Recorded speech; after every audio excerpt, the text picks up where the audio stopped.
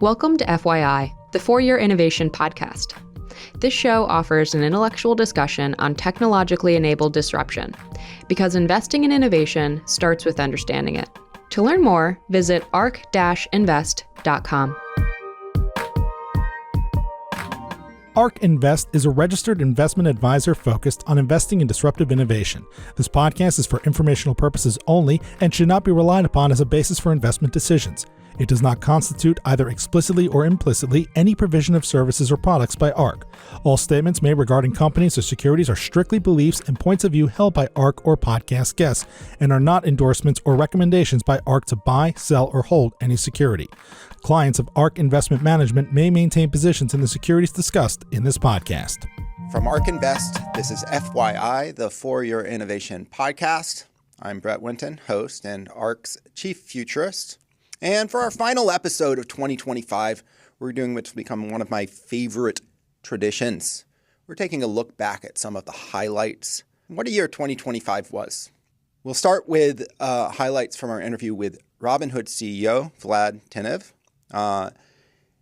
Robinhood is aggressively pursuing a strategy of becoming a financial super app, and they are supercharged by smart contracts, tokenization, stablecoins, and the transformation of consumers' relationship to financial technology. Then we'll hear from Tom Lee, who is at the head of one of the digital asset treasury companies, the preeminent Ethereum digital asset treasury company. Talk about an interesting development. Tokenization and cryptocurrencies were considered outside of the security space. Well, digital asset treasuries are allowing making tokens backward compatible with traditional financial markets. And so you'll see how he's building the digital asset treasury company in Ethereum to allow traditional financial participants to get exposure to cryptocurrencies. We'll widen the lens further, talking to Peter Diamandis. Peter Diamandis is the founder of the X Prize and many other things, and he's written a book on abundance, longevity, and really is an expert and strong observer of exponential technologies. So there's a lot of close alignment there with our perspective. We'll also talk to Stanford's Dr. Jin-Hyung Lee, and she works in neuromodulation, so understanding how you can manipulate the brain and understand kind of the neurocircuits that are going on inside our mind.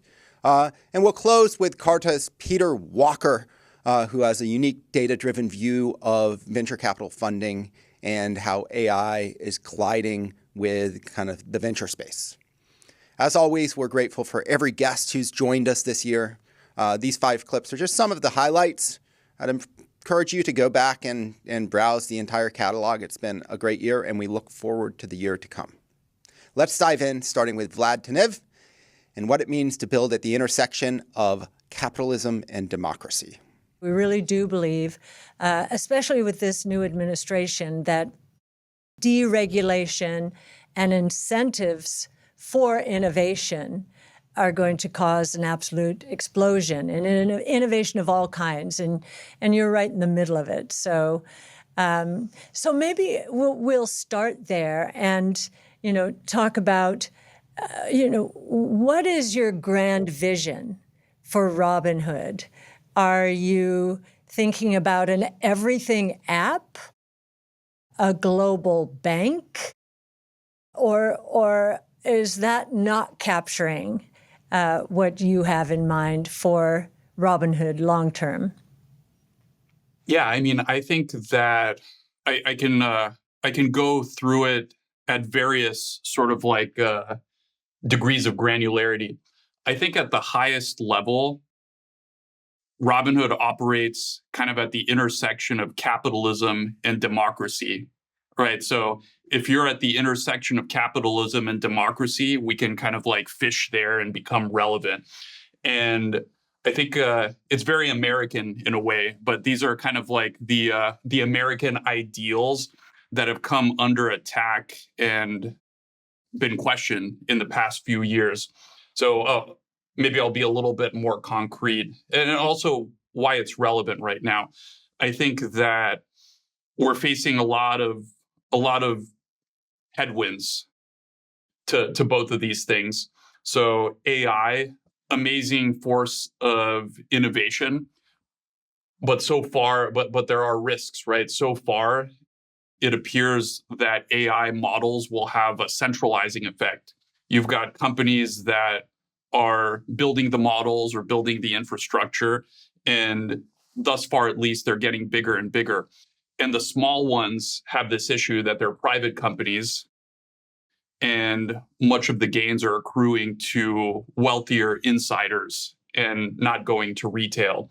So I think if not managed appropriately, there's an opportunity for AI to actually like leave lots of people out. And I think that's why we've been so focused on private markets access and making sure that this great technology is available to more people, because then they're rooting for it. Then AI's wins and the efficiency improvements and the innovation that causes actually accrues very, very directly. And I think you see that one of the values of capitalism, besides pushing forward innovation and allocating capital to areas where it's most productive, is that it makes people owners. And you know that when you own something, you're much more likely to protect it and to uphold it rather than trying to destroy it or revolt against it. So I actually think in the age of AI, capitalism becomes even more important to make sure that that transition goes well. The other is just outside of AI, wealth inequality, income inequality has been at historic highs. And we think that there's an opportunity. You look at all this government spending that's happening, and in a way, that's the present borrowing from the future. And we need some more mechanisms to actually counteract that, for the present to give to the future in the form of investment. And that's where the wonderful things like Invest America, that was part of the recent reconciliation bill, becomes so important. So I think the unifying thread is, if we can further the development of capitalism, turn more people into owners, I think that could have a really positive impact, not just in the US, but globally. And I think the US will benefit tremendously from this, because these are like core American principles and reflect our way of life. And of course, downstream of that, I think the best way we can do this is by having a comprehensive financial services platform, a fintech super app. I think I heard you mention, that makes it as easy as possible to manage your finances so that you can end up participating in capitalism, investing your capital, benefiting from these innovation industries that we think are going to shape our future, and doing it at the best possible cost and user experience. I think everything kind of points to this one underlying goal. As you say that, and Nick, I'll get to you in a moment. Nick and Varshika on his team have done the bulk of the work on Robinhood, and they've done an amazing job. And, their conviction level in Robinhood and their usage of it, I would say, has skyrocketed. So good to hear. But just on a couple of things you said, one of the let's just talk on private markets. We will get back to that as we're talking about tokenization and everything. Comment or response, just wanted to get your thoughts on this. And again, we'll get into this more as we talk about digital assets more broadly. But this idea of a super app, could it include commerce of sorts? Because that's a real super app, social media, commerce. And the only reason I'm asking the question here is because, we have a view of the digital asset world that investors are going to be consumers as well. Those worlds are going to merge more and more. So just wanted to get your thinking about that, if you think it's relevant to what Robinhood's goals are. Yeah, absolutely. I mean, we've seen this with our own shareholder base. We've got a very, very high degree of overlap between our shareholders and our customers. I think that's pushed us to rethink how we do earnings calls and how much we involve the retail investor community, either, in person when we're doing in-person events and earnings calls, or even just submitting questions and getting feedback. And I think that it seems like we're somewhat unique there, but it's self-reinforcing in a way. So if companies actually engage with retail more and they treat them as a first-class constituency, then retail investors, I think, become more interested in their stocks. They become more likely to invest, and they become more likely to use their products. So we've seen it very, very directly. And I think most companies are frankly underinvesting in this aspect of it. Like they're not thinking about their earnings calls and really their shareholder base as having a high degree of overlap with their customers. And I think it's a missed opportunity. And it's one area where we can help encourage, either directly through our products or by actually just setting an example and saying, hey, look at our earnings calls. That's a way that they can be not just informative, but also engaging. And, you're competing for a retail investor's attention. You're competing for their time. And if it's not engaging, and they're just not going to watch it, and they're going to devote their interest to something else. So I think we're still quite early, and there's a ton of things that we're going to do to make that better for companies. In the gold event, you talked about this idea of the great wealth transfer, $124 trillion transferring from generation to generation. And I'm curious, as you describe private markets, you're going after tokenization, digital banking, Cortex, AI, everything is lining up. What do you define as your biggest moat against competitors as this transfer of wealth comes down from generation to generation? Why do you expect consumers to accrue those assets on the Robinhood platform? I think the biggest moat is just the product velocity and the innovation that lies downstream of that.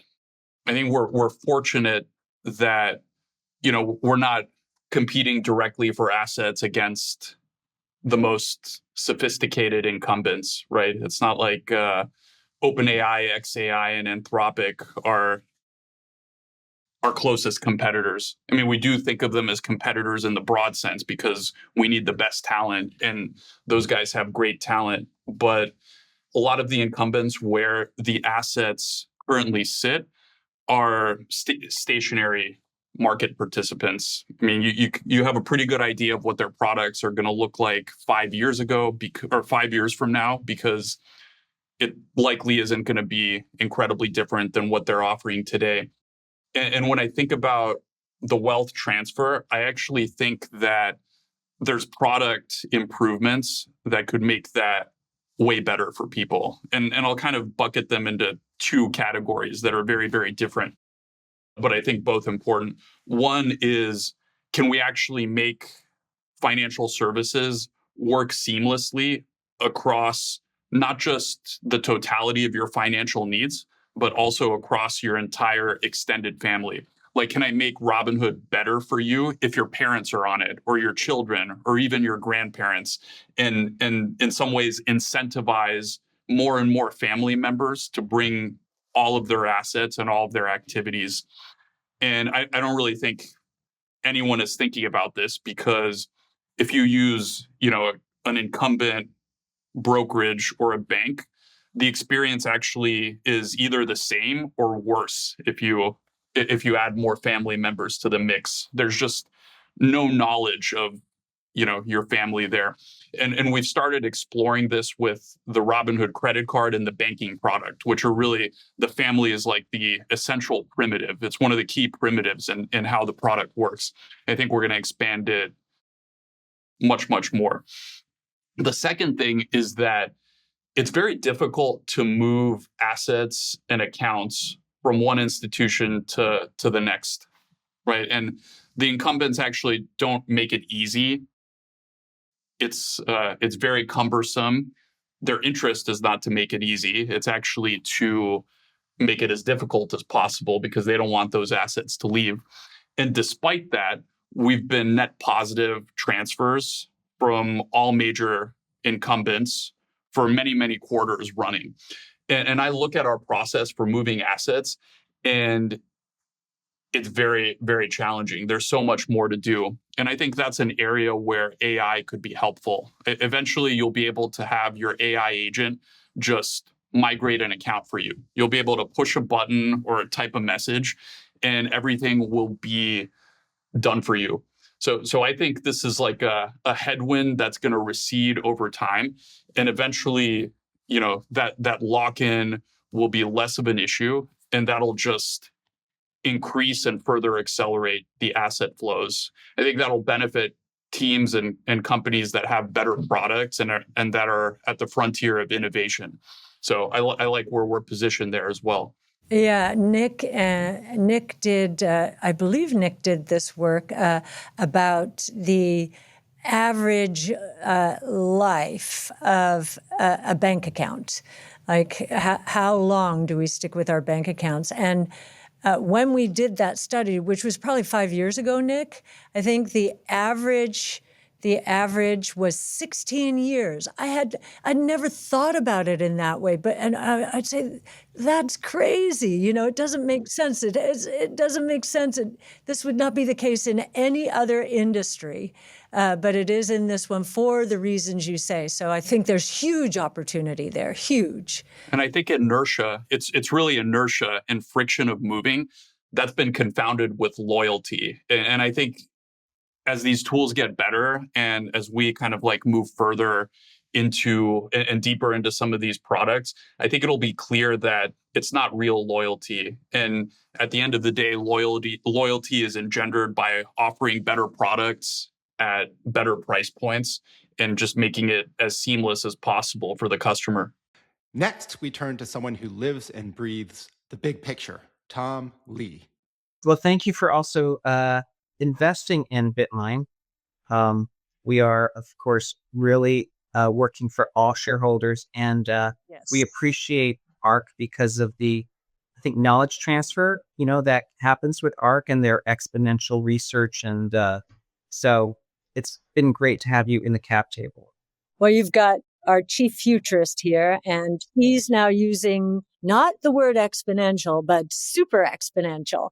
It's true. To describe opportunities as technologies merge. Yeah. But I think Kathy's point is like illustrative of something that I think it's important for people to understand, which is that there is perpetually in crypto assets, there has been a set of investors that have been held off sides, where it's kind of regulatory pressure, kind of like rules that have been written for an old infrastructure and age prevent them from actually getting exposure and access to the underlying assets. And so the importance of digital asset treasuries is they provide basically a wrapper around the tokens that can bring these people on sides. And even though even the ETFs have launched in the US, but from many advisors still can't, actually cleanly buy the ETFs, even for Bitcoin, forget Ethereum. And so this kind of digital asset treasury company is a mechanism by which you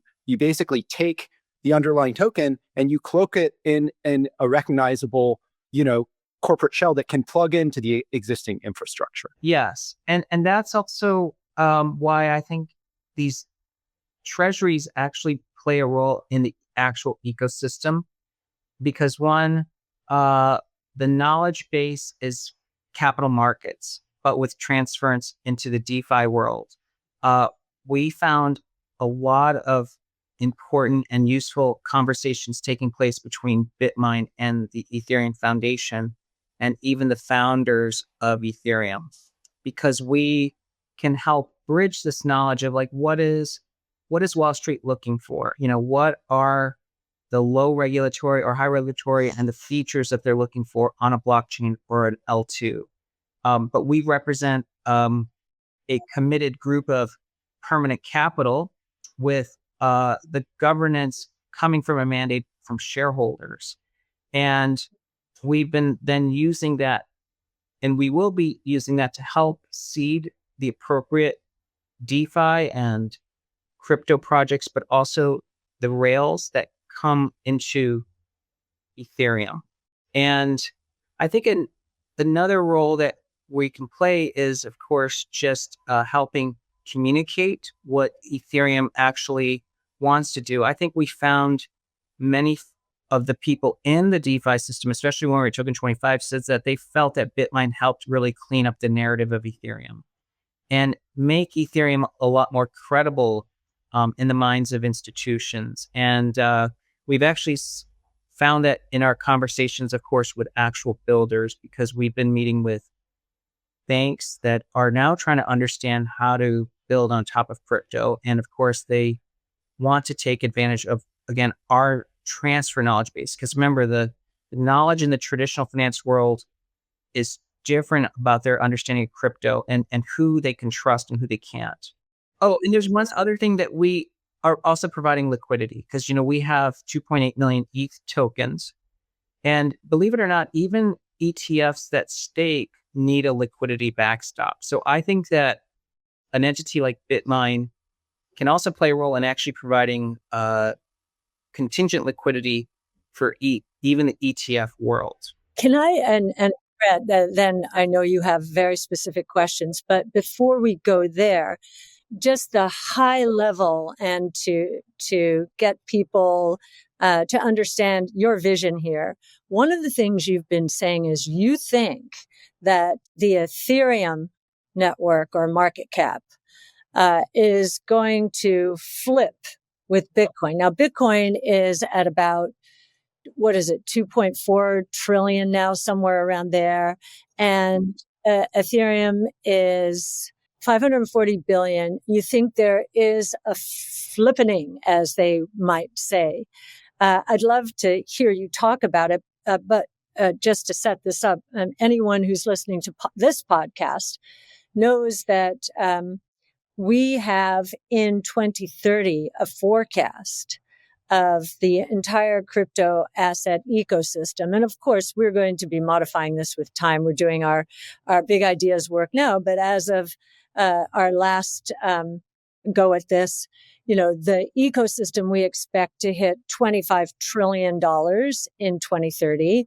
The vast majority of that in Bitcoin, mostly because we look at Bitcoin as a global monetary system, rules based that we've been missing since the U.S. went off the gold exchange standard in 1971. That's a very big idea. It's a technology, obviously, and it is the first of its kind. And we wrote a paper in 2016 on this, first of its kind in a new asset class. So those are three very big ideas. I'd love to hear your thoughts on why ETH or the ecosystem will surpass Bitcoin. Okay. Well, if I could rewind a little bit to 1971, in our chairman's message last month, we addressed how gold versus Wall Street grew post 1971. So 1971 was when Nixon formally withdrew the U.S. from the gold standard.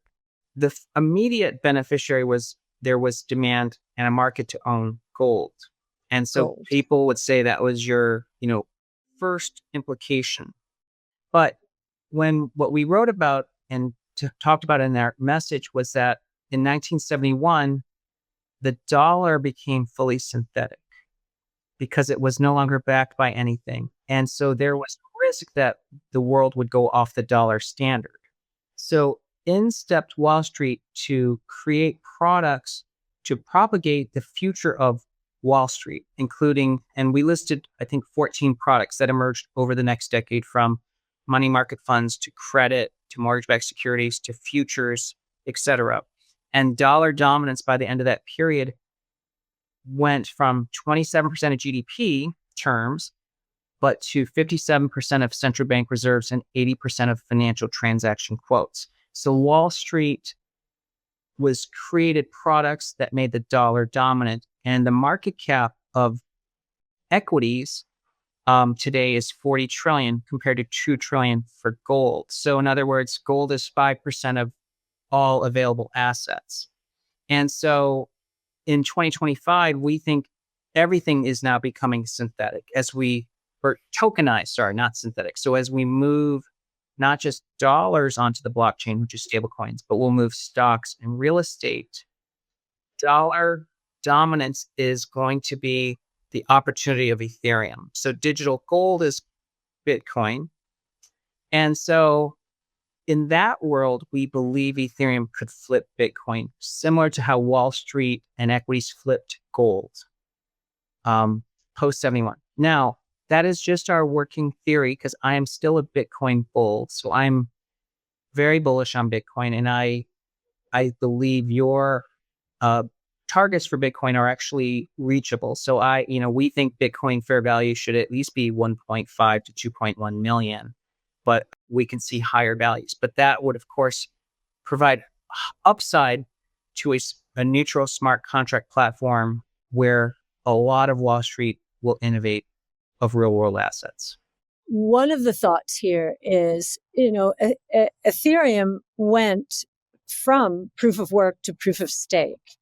Now, in the next 5 years, we just think about all of the creativity that is going to evolve in the financial markets around Ethereum. We totally agree with you on that. But there will come a time where we're in some kind of crisis, and then we see the benefits of proof of work relative to proof of stake, because you're bringing in, as you say, you are bringing in a lot of TradFi and a TradFi thinking into the Ethereum world. So just wondering, if a crisis will be a moment of self-reflection and like, all right, is there a real difference between this proof of work world and this proof of stake world? Yes, there is existential questions that'll emerge on proof of stake, but it's also, I think, going to happen with proof of work, because we know Bitcoin mining, for instance, is becoming concentrated in corporate. In fact, I think this year there was one mining operation that actually had won 6 successive block rewards, which is a high level of concentration. And as you know, as we get closer to 2140, the block reward is going to be so small that it may not provide the economic incentives to actually continue mining, which would represent greater concentration. So I don't know if at that point Bitcoin miners start to wrap Bitcoin to generate yield or other innovations. But proof of stake, you're right, is, because staking is an operational activity in security, if you have people reduce their staking, you weaken the security of the network. I think that's where the DATs are actually helping provide permanent capital, because collectively we are more than 3.5% of network. But SharpLink and BitMine both want to get 5% of Ethereum. That's 10% held, and a few others. So if you end up with 15 to 20% permanently staked, that is going to provide, I think, a high level of security, because we will get slashed otherwise if we're not meeting our requirements. So I think you have... it's almost like there's a useful fiction in decentralization, but there's also useful in having these centralized nodes. As in, I think about your comment about traditional Wall Street wanting to be able to talk to somebody and say, this is what we need the network to be able to do. And if it's purely decentralized, there's nobody to talk to. Mm-hmm. And so then that's a function that Bitmine is providing. That's right. And Yeah, we're one of the voices just as much as the foundation is a voice and the founders are a voice. And then there's the community. So I think we're representing a voice that capital markets can use us as a conduit. And of course, because we want both the network to succeed and also we want Wall Street to move on to the blockchain. So our incentives are really aligned for helping sort of propel that movement. If you look at kind of take our forecast for a second, and I know you've laid out an Ethereum number that suggests on the order of $7 trillion in network value for Ethereum, I think. but take 25 trillion as the full bucket and apportion it how you will. Is there a natural percentage of that you think can and should reside in digital asset treasuries versus being kind of held external? And is there like a too much number? Like, do you have an idea of, like, I know at BitMine, you've laid out a 5%, you want to capture 5% of the supply. But is there, like, would you increase that? How do you think about that? So there's power law at work, which is, there is a level where if an entity owns too much of a network, they actually have a negative effect because they're crowding out innovation. We spoke with few researchers, including Fundstrat, and then folks like Jeffrey Kendricks at Standard Chartered.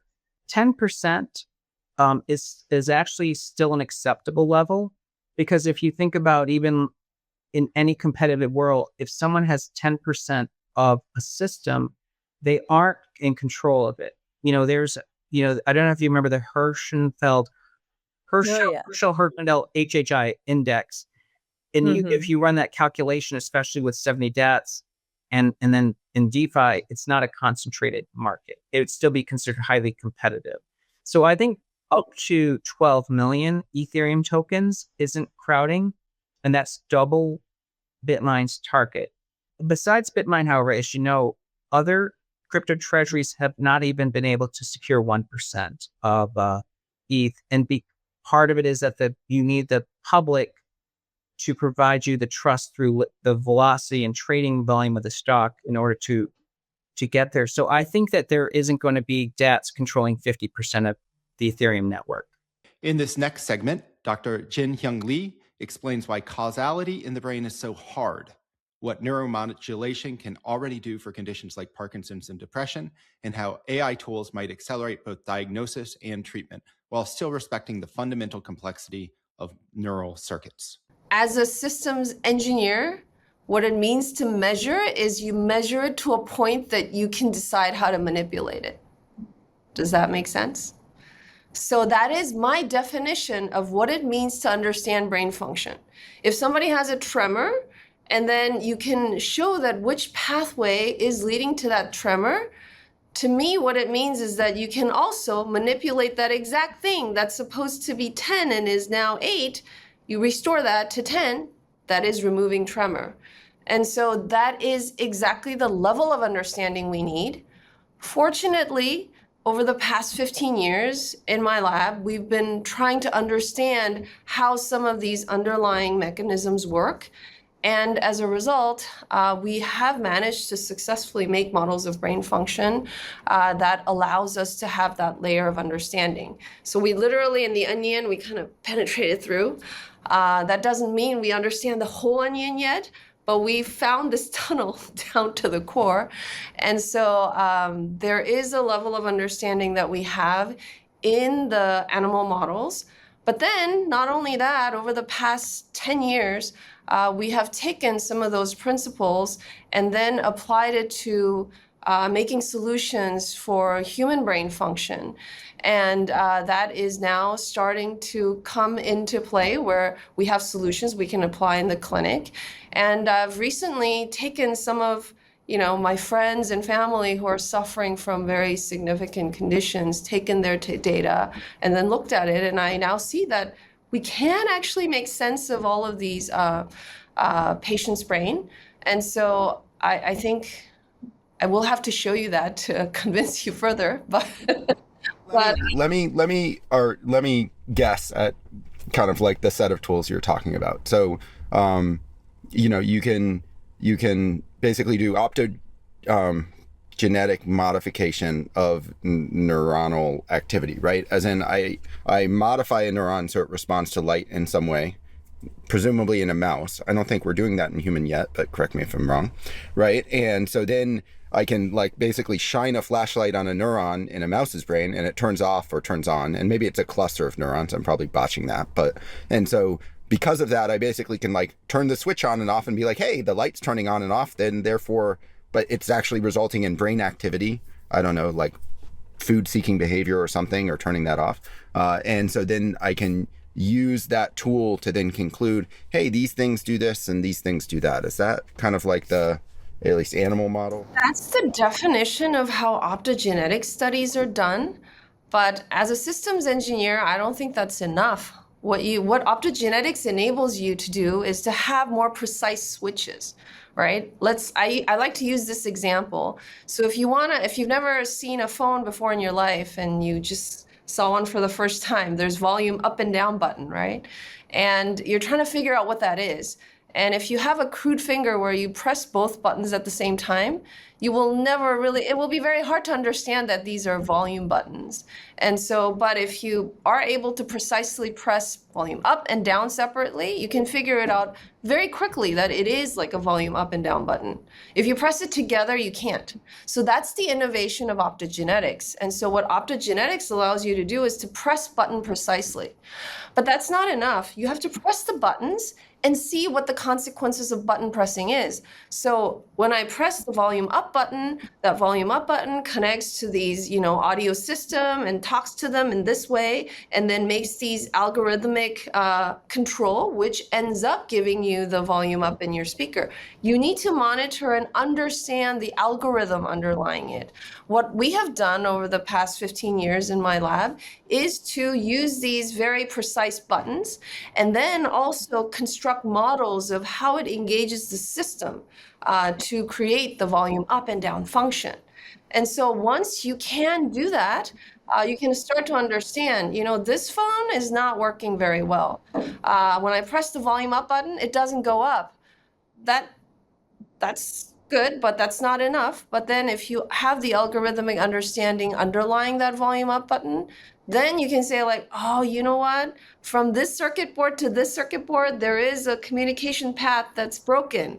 Let's find a way to enhance it. Then you can fix it.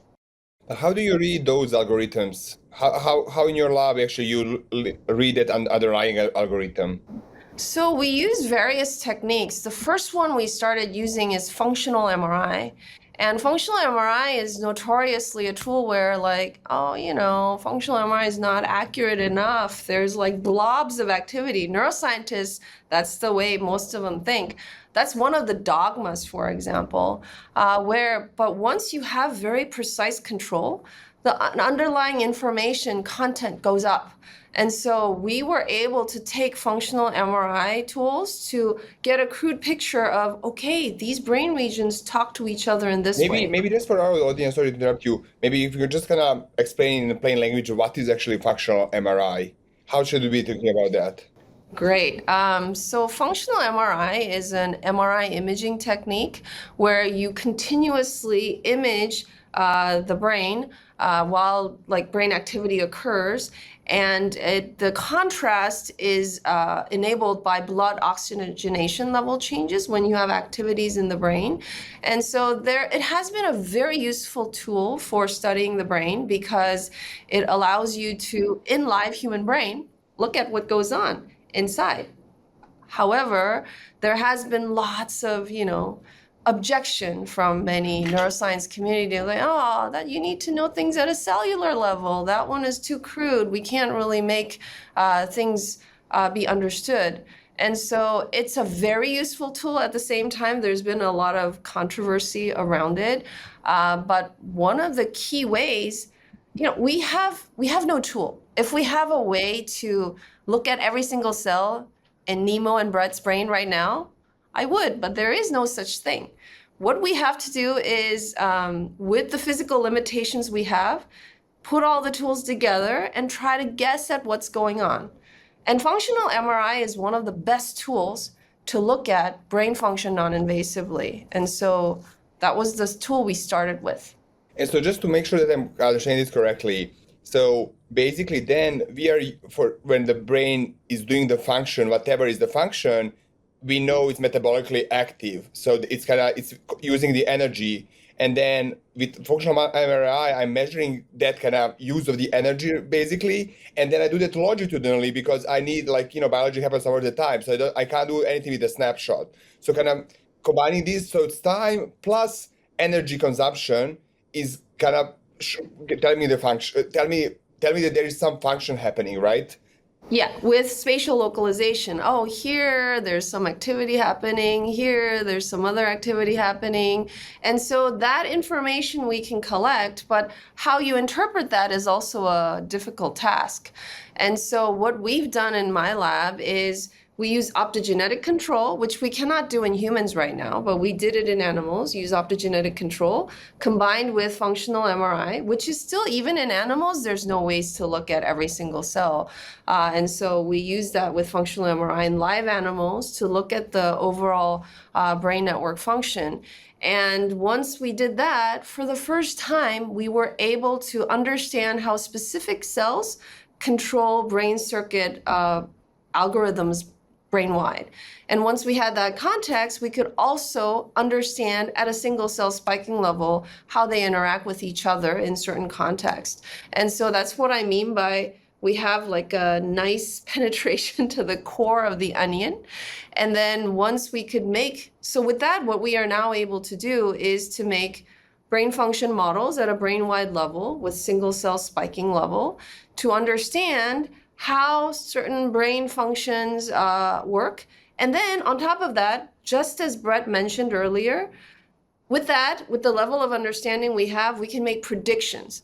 If I manipulate this part of the brain, I think this will happen. That actually happens. And so what it means to have a model that's useful is that it has to fit your data, and your data has to be precise enough to fit a model that is well-defined. And then once you make the model, you can understand how it works, because you see the interaction. Okay, this is how it works. You have to at least be able to form a theory around how it works. And then you have to be able to make predictions on experiments that you've never done. And so we have now a model where that can be done. That's done in a mouse level, but we were not doing this in order to cure mice. And so this research has been going on for about 15 years. And in the past 10 years, we also then applied this to human data. And so for human translation, we decided to go with EEG measurements because functional MRI is a very difficult to deploy in environments that are not equipped with like these, magnetically shielded rooms and stuff. And so since we have a very precise understanding of how things work, we could then try to get that information out of an even cruder data setting, like in EEG. And so we've implemented systems where we could take human data and then apply our findings from the mouse model. It's like taking pictures while knowing it's a face is different from taking a picture where you don't know what it is. So if I get like, if it's either a picture of Nemo or Brett, and then I take a picture of your eye, I'd be like, that's Brett. Or, this is Nemo, it's easier. So we have knowledge of how the algorithms work. And then with that, we could apply it to human EEG data. And we're finding lots of things that actually very precisely match what we found in animal models. And so not only have we penetrated to the core with the animal model, but I think we are also very close to penetrating the core of the human brain function. So basically, as I understand it, at least the research breakthrough that you're presenting is the idea that using an EEG, which is pretty widely available, as in, you could go into a hospital, get it. You should be able to demonstrably assess certain kind of disorders, whereas before there was not something that would be parsable out of that data because we didn't understand basically the brain pattern that would result from the underlying disorder. And so then it was in the EEG data, but we just weren't able to read it. It was always there. You couldn't figure out what it means because... Can you give an example of what is like a tangible example of something that you think within the, call it near future, you should be able to be like, hey, statistically, this person has this? Is there a specific thing? One area where we started to apply this in humans is in epilepsy, because of the fact that epilepsy is the only area of the neurology field any brain disorder, they don't really measure brain function in any other clinic. And in epilepsy clinics, because if you put EEG electrodes, when you have seizures, there's like activities that change. So even without very deep knowledge of how you, of understanding how the brain works, you can tell like, there's an epileptic seizure, so there's something wrong with your brain. I think it's coming from this side of the brain, for example. But that actually doesn't portray the full picture of how it works. Oftentimes, it's very hard to even see what's happening. And so the level of human detection is very limited. And so we implemented the principles of what we found into understanding brain function, where epileptic networks can be very clearly visualized, where, recently I've tried these on, friends and family when they were struggling with understanding what their brain condition was. They went to multiple clinics and they just got answers like, we don't know, and there's no way forward. But they have certain symptoms. They don't understand why that's the case. I asked for their clinical data and I ran it through our system, and we could tell exactly where the problems are arising. And I could even guess symptoms where like, does your family have this symptom? And so it is actually starting to show that, yes, these principles are working. There's a paper this was a number of years ago. I'm sure I'd imagine you're familiar with it, where I don't know what it was. People were basically asking, could we use neuroscientist techniques to understand a computer? And so like some researchers went through and like basically like pulled apart a Donkey Kong machine or a virtual chip of a Donkey Kong and ablated certain transistors and kind of were like showed that, yeah, you could figure out what would break it, but you actually couldn't get to kind of like the function of what the chip was actually doing by operating at the transistor level and just like frying stuff. That's exactly the point. That's what people have been doing. That's why they haven't figured it out. The approaches we're using is to figure out system function, where when system function context of everything, there's an A beta plaque there, but that's not the, that is, I don't want to say it's not important, but that's a variable in the system. You have to be able to deconstruct the whole system function level. Then everything is systematic and easy. When you take your phone to your like Apple Store or whatever, they don't struggle to figure out like, you have water there, so what does it mean later? It is where like you just open up, run system diagnostics. This is the part that's broken, and then you just replace that part or like, restore the software. That's because you understand the system at the whole system functional level. Does that make sense? Yeah, but when you say what to do, and how do you actually bring this to a clinic? So what we have built is a software tool that allows you to take these conventional data and then use AI to automate a lot of different things that are very difficult to pick up by human eyes. And then based on our knowledge of what we need to pick out. And so AI automates those things. And then based on those automatically picked up events, then we also do brain circuit mapping based on the 15 years of research we did. Based on what we've learned, okay, this kind of activity interacting with that is important for disease. And so let's visualize it. And then we visualize it in state-of-the-art software tools. And then it automatically gives all the visual information that a physician needs in order to interpret it in a new way. Before, the physician would have to look at it and go, like rub your eyes, go, I think there's something here. It's not a suited task for humans, in my opinion. It's a much more suited task for machines to take that into an interpretable form for humans, where like, you know what? Your network is communicating from here to here to here, and that this network seems broken. That's a much more interpretable form to humans than just looking at, wiggly waves that's changing and going, what's going on there? It just doesn't work for us. For our next guest, we widen the lens even further, from individual brains to the future of humanity itself. Enter Peter Diamandis. People don't realize a few data points that I talk about in Longevity Guidebook. I think it's relevant here. First of all, we were never designed to live past age 30. 100,000, 200,000 years ago on the savannas of Africa, you'd be in puberty at age 12 or 13. You were pregnant a year later. By the time you were 27, 28, you were a grandparent. And before McDonald's and Whole Foods was around, and food was scarce, the last thing you wanted to do to perpetuate the species was take food from your grandchildren's mouths. So you would die. And so after age 27, 28, 29, 30, it's a slow downhill degrade. Our hormone levels begin to decrease. Our stem cell populations throughout our body decrease. Our muscle mass decreases. And it's a slow glide, if you would. And so that's important to realize that you can fight against that, and there are technologies supporting it. The second thing to realize is, that we are born with 3.2 billion letters from our mom and our dad, our genome. And we have the same genome when we're born, when we're 20, when we're 50, when we're 100 years old. And so why do we look different? If we're running the same software.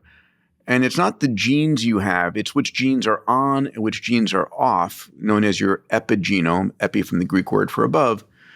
And we're learning how to control that. And there are amazing companies out there, maybe some in your portfolio, that are doing epigenetic reprogramming.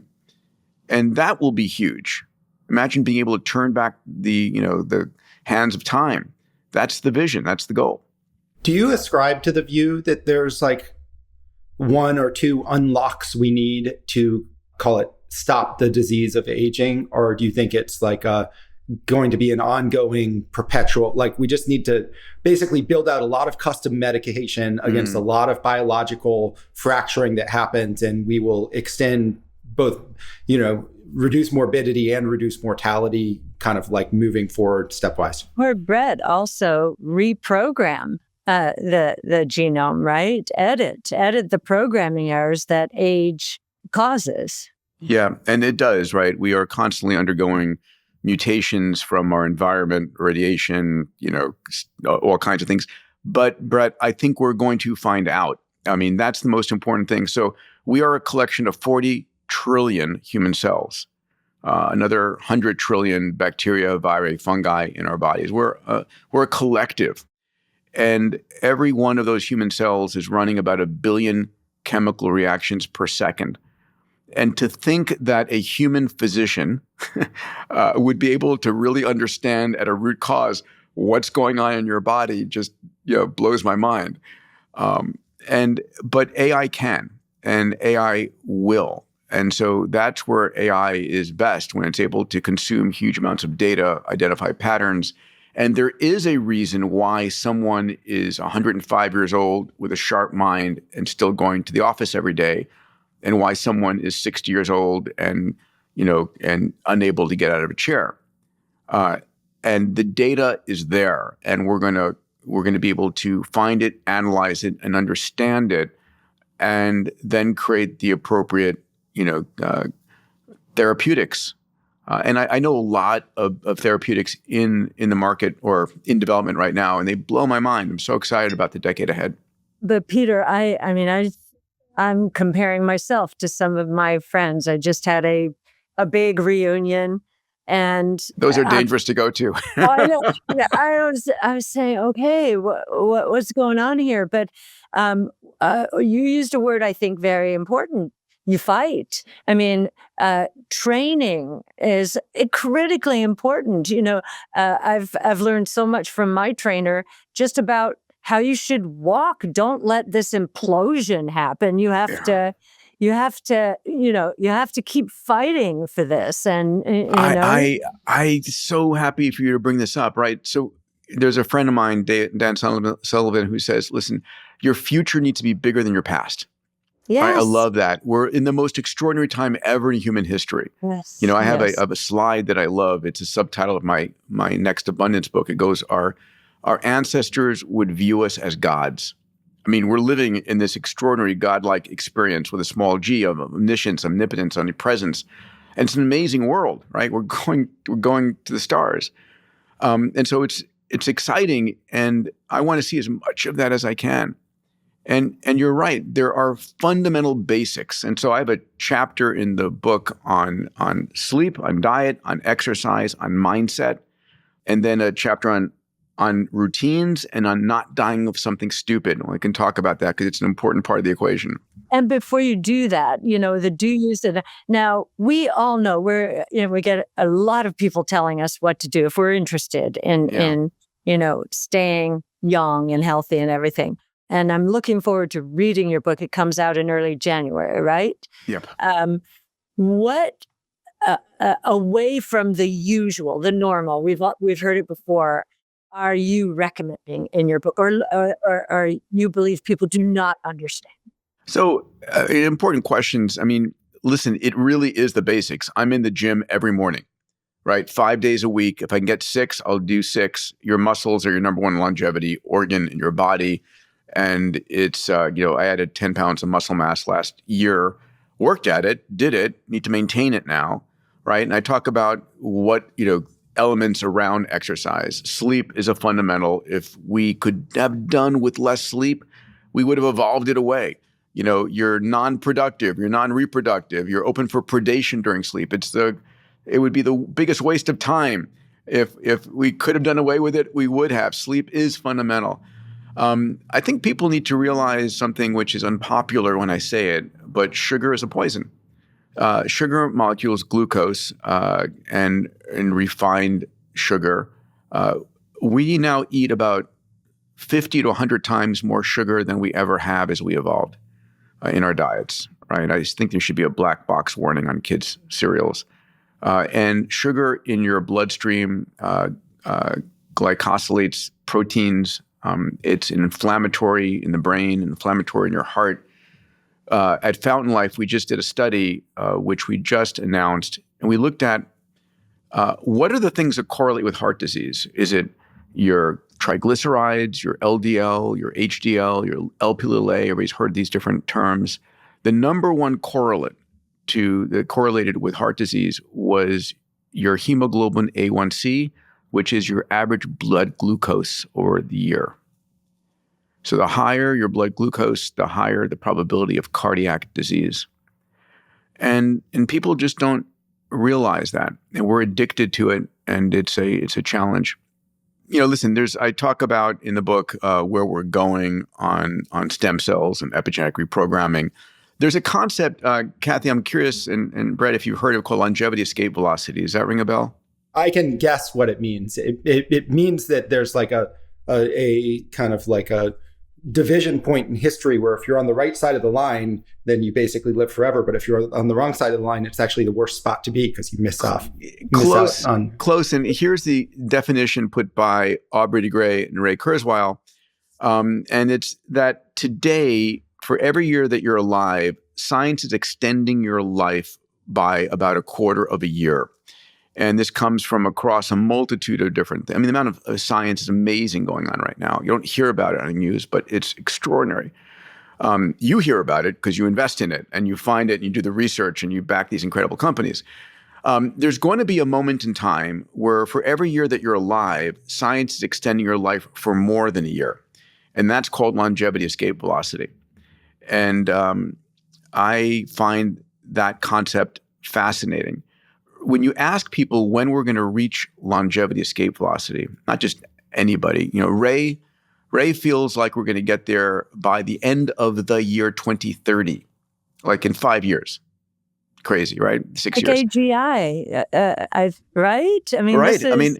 Some correlation here. It is. And because AI is going to be the driver to help us understand this, if you talk to George Church and David Sinclair at Harvard Medical School, they're a little more reserved. They think the mid-2030s, late 2030s. But here's the point. It's not 50 years from now. It's like the next 15 years. And what I tell people is your job is to not die from something stupid in the interim. You want to be in decent, good health to get to longevity escape velocity. And I call this a longevity mindset, right? It's like there's got to be a reason why you don't eat the chocolate cake in front of you, or why you get out of a warm, cozy bed in the morning to go to the gym. And that reason is you want to not miss that, that moment in time. Yeah, the difference between going to the gym that morning and not could be living forever versus not. It could be an infinite life ahead of you that you're infinite foregoing. return on that investment. But, yeah, exactly. Well, actually, and if you think about kind of, my gosh, does retirement become a challenge if you have to design to a perpetual retirement? Why would you ever want to retire? So let's talk about this, right? People retire for three reasons. One, they're forced to by laws and rules of their company. Second, they don't have the energy. Or third, they're in pain. Mm-hmm. I really think those are the three reasons that people retire. But if you felt amazing, right, like Kathy, you and I do, and you're like the top of your game and you're more excited than ever before for what's coming, you'd never want to retire. It is interesting. And I think people who don't understand the amount of innovation that is taking place today, we talk about it all the time, Peter, the 5 platforms: robotics, energy storage, artificial intelligence, blockchain technology, and multi-omic sequencing. When they hear what you have said and they don't understand the explosion of innovation that is taking place, they think, oh my gosh, these old people are just going to keep, us from growing. And yet, if you have a growth mindset the way we do, we're trying to figure out, okay, there is such an explosion taking place. We cannot even imagine the kinds of jobs, which might be even more interesting. Another reason people retire is they just hate their jobs. Well, that's right? true. Right. But now, what if living is demonetized and AI can help you learn whatever you want and create your dream job, and you're no longer working because you have to, because you're working because you want to? That's a beautiful life. Right. I've had this argument with Elon, who has said people need, I've had this debate about longevity with him, and he's like, no, people should die. And I'm going, okay, you're going to feel different. You're going to feel different in about 10 years or so. And it's like, people need to die to make room for other people. I said, listen, the CEO of Elon, Lockheed, of all people. I know that. I said, What? the CEO of Lockheed and Boeing didn't have to die for Starship to materialize and for SpaceX, or, it's like better products will displace anybody at any age. Anyway. And creativity. We can only imagine what's going to happen. Elon, I think, will rethink what he said to you. He will. My prediction. He will. Yeah. And I tease him about eating donuts in the morning. So he says, I'm still eating my donuts. And I said, you won't. You'll stop. No, we have to have some population to populate Mars with. So I think he'll come around. Yeah.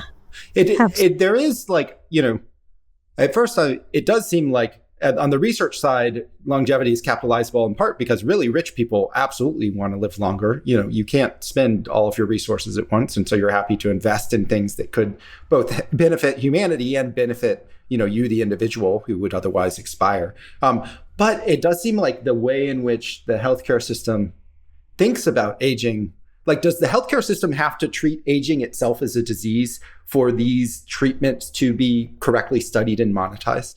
If you want your research and your treatments to be government funded, yes.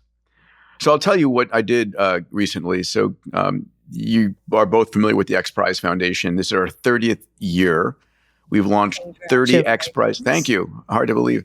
We launched 30 X Prizes over 30 years. We've launched about $600 million of these incentive prizes that have driven close to $10 billion in R&D. So very proud of that. And a year ago, I raised $141 million and launched our Health Span X Prize. And so these are your future companies you're going to be investing in. So this is the challenge. We asked teams to develop a therapeutic that within 1 year of time, if given to you, will reverse the ravages of aging for your cognition, immune, and muscle by a minimum of 10 years, a goal of 20 years. So that after a year of therapeutic, in the 20-year case, you've got the span of memory, your ability to mount immune reactions, the ability to build muscle you had when you were 20 years younger. And we have over 500 teams competing for this from around the world. An amazing panoply of technologies. Anyway, it's extraordinary, and I'm excited. It'll be one in the next 6 years by 2030. and we're funded. Chip Wilson, the founder of Lululemon, has put up 36 million. He was my first donor. I was on the phone with him, pitching him on putting the full 100 million in, and he goes, "Peter, how much is the prize that Elon funded?" I said, "Oh, it's $100 million, carbon sequestration prize." He goes, "Can we make ours bigger?" I said, "What do you have in mind?" He says, 101 million. I said, "Okay, you put the extra million in." And he did. And the rest came from Hevolution in Saudi, and then a number of individual investors, including myself. In this segment, Peter Walker shares Carta's data on the funding slowdown, why some of the most important AI companies may still need to be public, not just for capital, but for political legitimacy. Peter, you do lots of out-reporting of all of the great data that Carta has on venture funding and the state of the venture market at various time points. Can you lay out the current state of play in venture and venture funding for us? What are you noticing? What are the trends? What should we anticipate over the course of this year? Yeah, absolutely. Thanks for having me on. So Carta serves, 50,000 or so US-based startups. Not exactly sure what the market share is, but a hefty portion of all US startups end up managing their cap table on Carta. So that's how we have this information to aggregate and anonymize and then kind of report out on. Big headlines. So 2024 didn't feel good from a venture funding standpoint unless you were, one of 10 AI companies. But it actually was an improvement from 2023. 2023, we saw like $75 billion invested into Carta startups. 24, it's more like 85 or 86, getting a little bit better, but nowhere near the sort of level of investment that we saw in 2021 when everyone went a little bit wild. Other headlines, I think that there's an idea that early stage has been sort of protected from a lot of the turmoil, and late stage is where all the carnage is happening. Actually, early stage also kind of fell behind in terms of pace of investment last year and in 23. So it's kind of a struggle across the board. Like venture funding is just much harder than it was 2 years ago, no matter if you're at seed or at pre-IPO. And then the final story, of course, that we can't avoid is how AI is affecting these metrics. Something like 30 to 35% of every dollar invested last year went to an AI company. And if you look at late stage, that's more like 50 cents on every dollar invested went to an AI company. So it's the hype cycle. Remains to be seen whether or not it's a bubble that pops or if it's real material wealth that's being generated. But everyone's talking about it, and it's just showing up in the numbers all over the place. And the other thing that I lifted from some of your reports is there's also this funny thing happening on the GP side or kind of like the venture investor side and the LP side, where the value paid out from value invested into later stage vintage rounds, which were started around this time frame, has really dried up, which I think from the investor side, it's like, oh, this was a thing where I put in money and I got out money so I could put in more money. Now suddenly the money stopped coming out. And so that seems to like ramify into kind of venture funding generally. Totally. I mean, it's the vending machine where you're just like pounding on the front of it to get the peanuts out of there, and no peanuts are dropping, even though you put in a bunch of cash. Like that's where we are right now in venture, no doubt.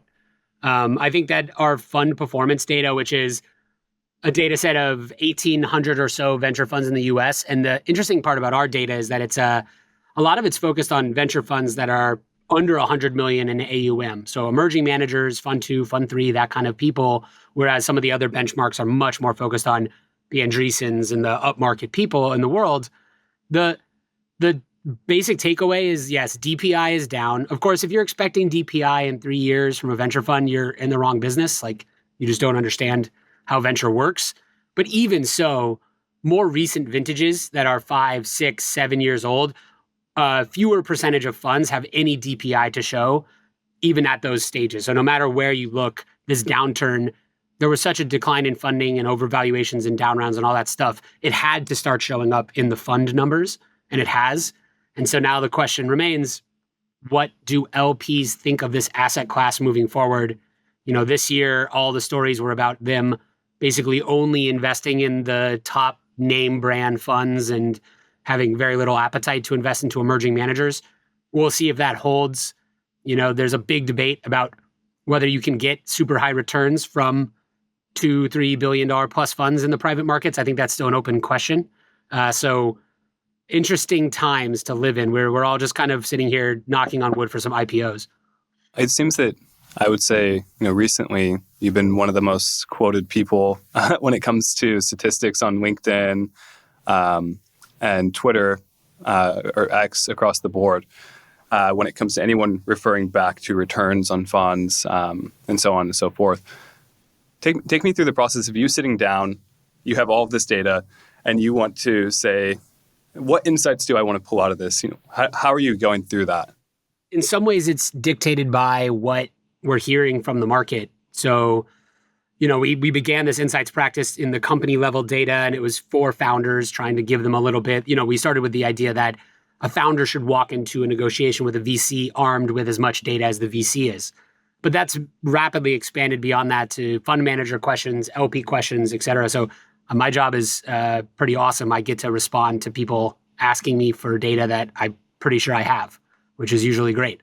The stuff that really hits, though, is when you either point out something that people assumed was true but couldn't prove, or you point out a contrary point that, this standard idea about venture doesn't really work. The biggest thing for me about our fund data set that sparked a bunch of conversations is just, I think that the idea of this asset class as a 10-year fund lifecycle makes no sense in today's market. If a VC is pitching the fund to be wrapped up neatly with a bow in 10 years, they don't really understand how venture works these days. It's much more like 12, 13, 14, 15 years in order to see full performance and judge it that way. And when you add that extra 5-year period to a fund life, you have to make materially different assumptions about the level of performance required to justify the illiquidity. So I think what's happened to venture over the last 5 years is a major shift from where it was before. It's become an institutionalized professional place. And we can almost talk about venture as 2 or 3 separate markets now, with late stage resembling PE and early stage still being more adventure capital. I don't think that our words haven't caught up to the way that the industry is working at the moment.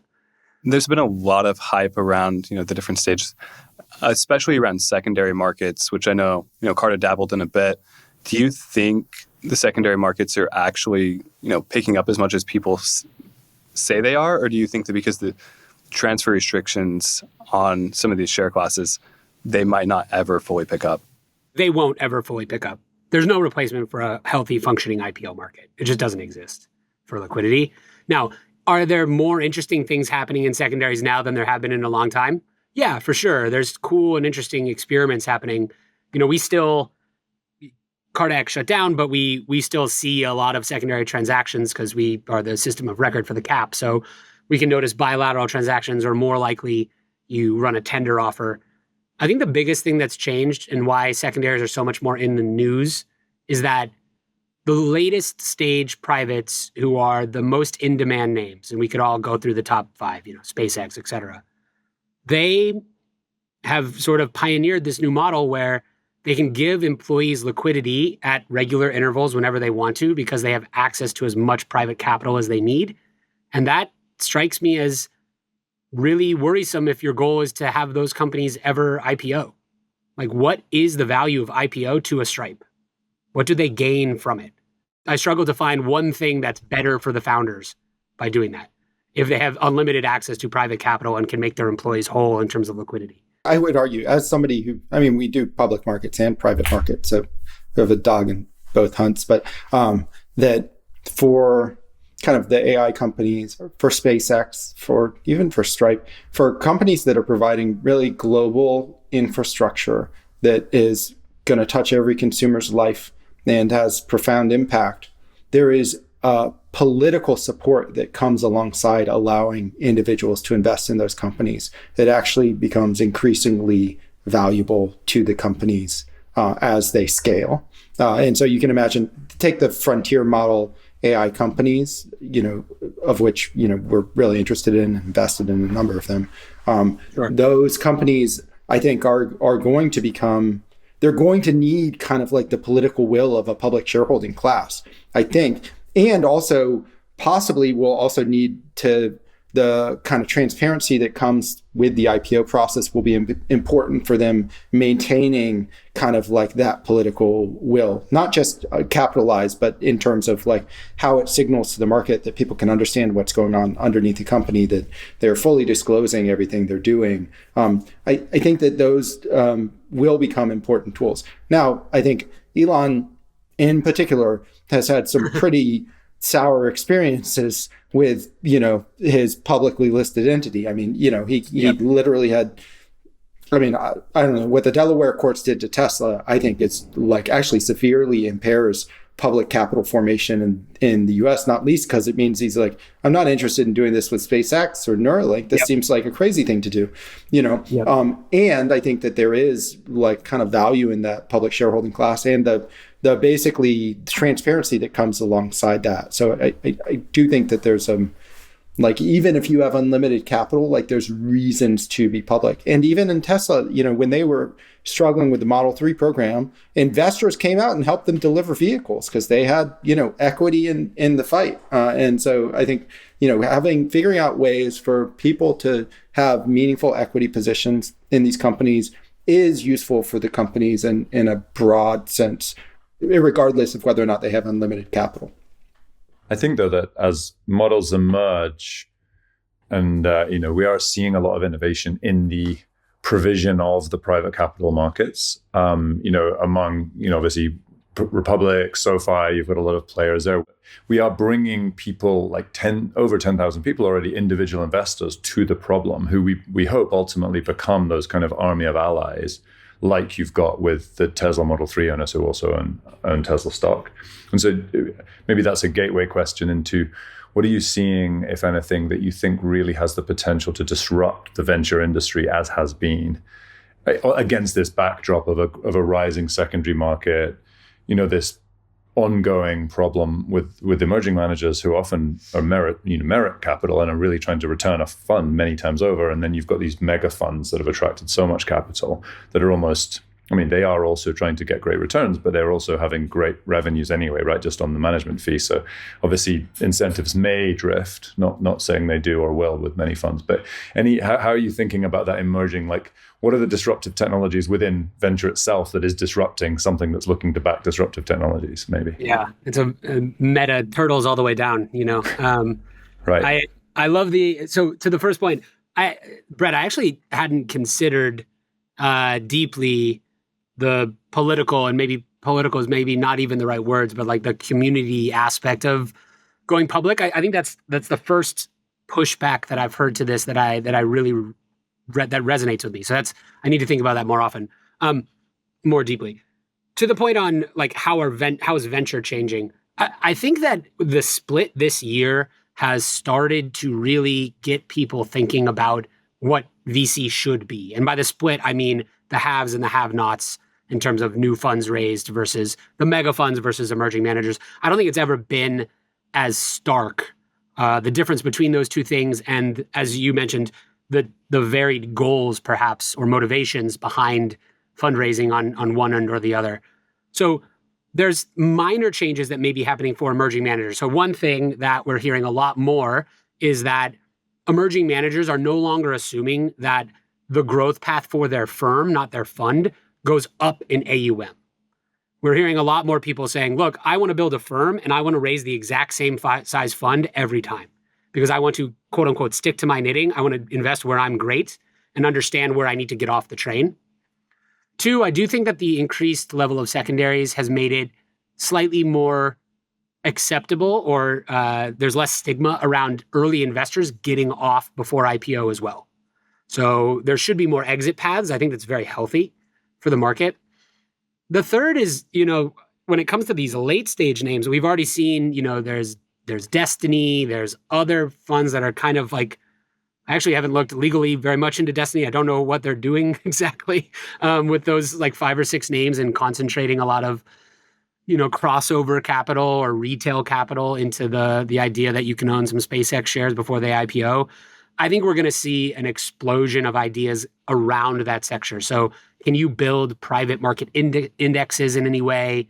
I think there's a lot of appetite to have exposure to privates without actual ownership. And maybe there's some financial engineering that needs to happen in order to make that work. But it feels kind of like everything's up in the air in a way that it hasn't been for a while, just because we've come to this choke point of, lack of LP capital really makes people think about new ways of doing things. 5 very different angles on the same underlying story. Capital, computation, and science are all compounding, and our institutions are racing to keep up. At ARK, our job is to understand those compounding forces early, to quantify them, and to allocate capital toward the companies best positioned to harness them. These conversations help us sharpen that lens. If you enjoyed this year-end recap, you can find the full episodes with each of these guests in the FYI feed. And if you think someone you know would benefit from thinking a bit more deeply about innovation, we'd love it if you shared this episode with them. On behalf of everyone at ARK Invest, thank you for listening to FYI through 2025. We're excited about the research, the conversations, and the innovations we'll be exploring with you in 2026. I'm Brett Winton. See you next year. ARK believes that the information presented is accurate and was obtained from sources that ARK believes to be reliable. However, ARK does not guarantee the accuracy or completeness of any information, and such information may be subject to change without notice from ARK. Historical results are not indications of future results. Certain of the statements contained in this podcast may be statements of future expectations and other forward-looking statements that are based on ARK's current views and assumptions, and involve known and unknown risks and uncertainties that could cause actual results, performance, or events to differ materially from those expressed or implied in such statements.